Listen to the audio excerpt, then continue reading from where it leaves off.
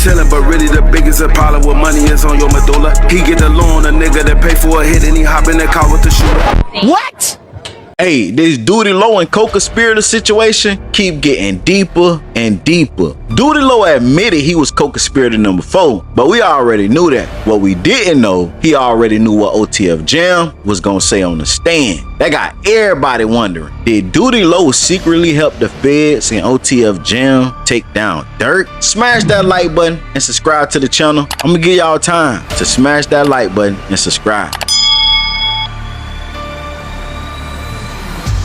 It's your boy Music 101, the Street Reporter, and I'm back with another video. Let's get into it. Yesterday when I dropped my video revealing that Doodie Low was Co-Conspirator number 4, the first thing I highlighted what Doodie Low said. The day before, he asked did they mention his name already. I'm saying, so what they doing when you went in there? They going over screenshots, time lapse, time stamp. I guess a detective on the stand. No, they didn't say that. They said the boy Pod. That's it. Doodie Low knew they was gonna mention his name and the role he played in his murder, and I can understand that because if the feds talked to him and his lawyer, they definitely let him know he was an uncharged co-conspirator. And his lawyer told him, if they don't charge you by jury selection, you good. These words came out of Doodie Low's mouth. But what got people confused is he also said he knew what OTF Jam was going to say before he got on that stand. So today, I get a call. Yeah. Doodie Low's upset with me.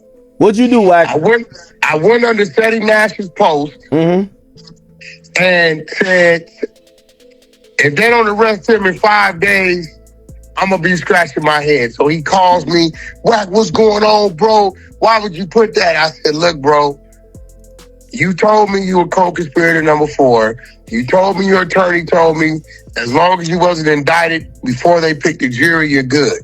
But this man got on the damn stand and said, you told him he was out here to kill Quando. Yeah, that was crazy. This is what threw me for a loop, Act. By the way, you know that's the Jim Jones calls, right? You know, just how you say Jim Jones made an order. You know, you say what Jim Jones made an order. Well, the difference is the fans had the Jim Jones call on wiretap. They don't have this one, right? Okay, you're right. Doodie Low then says, I knew exactly what Jam was going to get up there and say. So I'm saying, so you telling me the feds questioned you and told you what Jam had already said. Because for you to tell me you knew exactly what you were going to get up there and say, either A, you really told them that shit, or B, they already questioned you and told you what he said. And if so, how the hell you beat the indictment? What was the answer? You got me in suspense. He didn't answer. Right, because like there's two scenarios, which is that Doodie Low really did this shit and should be part of the indictment, or maybe Doodie Low told. Like, but it seems like if that was the case, that Doodie Low wouldn't be outside the courthouse protesting. The feds definitely questioned Doodie Low. They may not have charged him, but they definitely talked to him. But for him to know what Jam said, he had to get some kind of insight. But why tell Wack everything but how you know? But I'm gonna give y'all some ways how Doodie Low knew what OTF Jam said. The first possible way, if prosecutors had already identified Doodie Low internally as co-conspirator 4, his attorney could have learned that through discovery, court filings, witness statements, FBI reports, or other government disclosures, even if the public indictment never mentioned his name. And his lawyer could also know that OTF Jam was a government witness and potentially what Jam was expected to testify about. 2, in a federal criminal case, the defense is entitled to substantial discovery, including material that can be used to challenge the government witnesses. Depending on the material and timing, the defense can receive things such as witness statements, interviews, reports, and evidence concerning what a cooperating witness is expected to say. So if Jam had previously told investigators Doodie Lowe was the person who gave us Quando Rondo location, Doodie Lowe lawyer could potentially learn that well before Jam entered the courtroom. Think about it. When you have evidence of a witness testifying, saying that somebody did this, somebody said this, the defense got to get that evidence and they got to have time to prepare for their defense, for their argument, to debunk what you're saying. So by Doodie Lowe lawyer telling him if the feds don't come get him before jury selection, then he good. 9 times out of 10, Doodie Lowe lawyer got all the evidence that Durk and the other co-conspirators received. That's how Doodie Lowe knew what OTF Jam was going to say. And if that didn't go down like that, shit, he co-conspirator 4. He knew exactly the role he played. So he know if OTF Jam snitching, he know Jam was going to tell everything he did. Y'all get in the comments and tell me, like, is y'all catching my drift? Do it make sense? But as y'all know, OTF Jam took the stand today. And this is what he said about Doodie Lowe. Prosecutor, how did you get the location for Quando Rondo? OTF Jam. Doodie Lowe and Doodie hopped on FaceTime. He gave Doodie the location. He tells Doodie the weed man said he gonna tell him to come outside, but he really not gonna be outside. OTF Jam says he and the crew were already outside of the residential area that Rondo was staying. And this is before Rondo moved to the hotel. Trap Lord Ross and Seti Nash broke down exactly what OTF Jam said. Check it out. He said that he was already in LA when Doodie Lowe got on FaceTime and said, "You're here to kill Quando Rondo." That's what was said. It's crazy. And he said, look, I was already there, and where I come from, you don't stop nobody from committing a murder. That's how you get yourself killed. So OTF Jam's testimony, I'm not going to lie to you, it was very, very compelling. So it looks like it's official. Doodie Lowe has been confirmed as co-conspirator number 4, and the person who confirmed it was OTF Jam himself. Now, we'd been wondering who was it that gave the location of Quando Rondo in LA to the alleged hitmen, to Durk, to the team and all of that kind of stuff. Well, what is crazy is that we found out that there was apparently like a crazy conversation after basically like all the hitmen arrived in San Diego. Apparently none of them knew what was going on, but they had an inkling something crazy was going on. And I'm not going to lie, Durk really put himself in it with some of this stuff. So apparently, okay, all of the hitmen were kind of rounded up for some kind of secret mission. They didn't know what was going on. They all quickly got booked to these flights to San Diego. And apparently when Jam and another one of the hitters basically arrived, they went to a Hooters in San Diego. They got on a FaceTime with Doodie Lowe, who told them that they got the location for Quando Rondo. They got the low from basically like a weed dealer that was going to go and take them some weed, and that they were basically going to trick him into coming outside to pick up weed, and they were going to kill him outside of his hotel. Well, it's confirmed that was Doodie Lowe. Gotcha.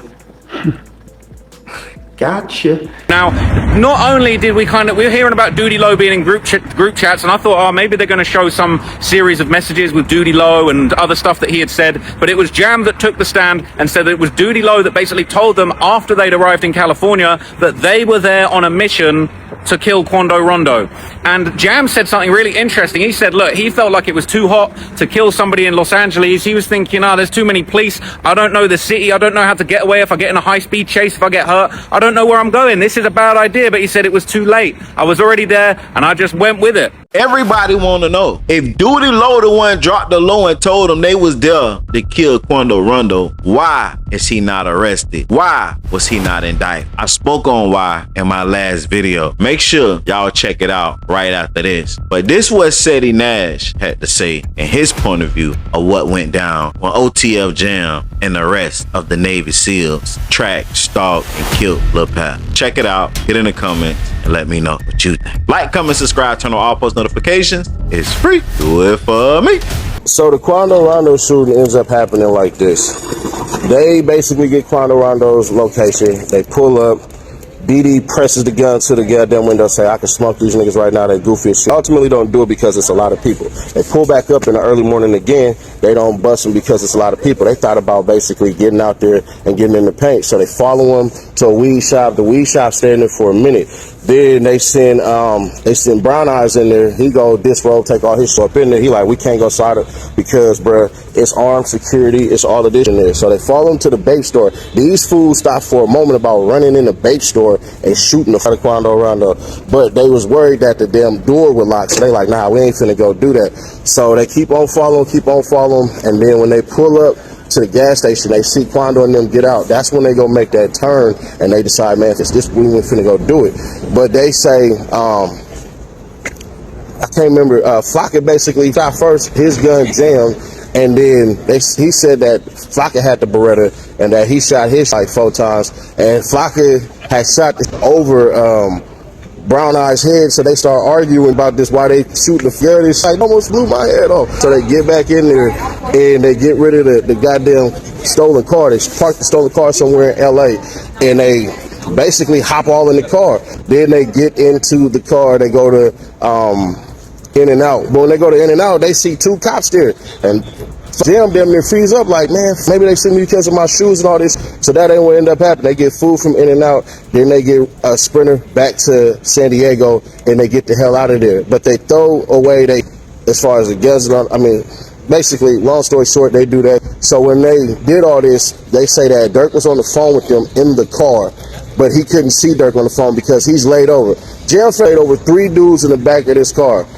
And they driving basically to In-N-Out. They get a driver to take them from In-N-Out basically to San Diego. But here's the crazy part. All that bullshit, oh, they met up with Durk or any of that in LA. They never met up with Durk in LA.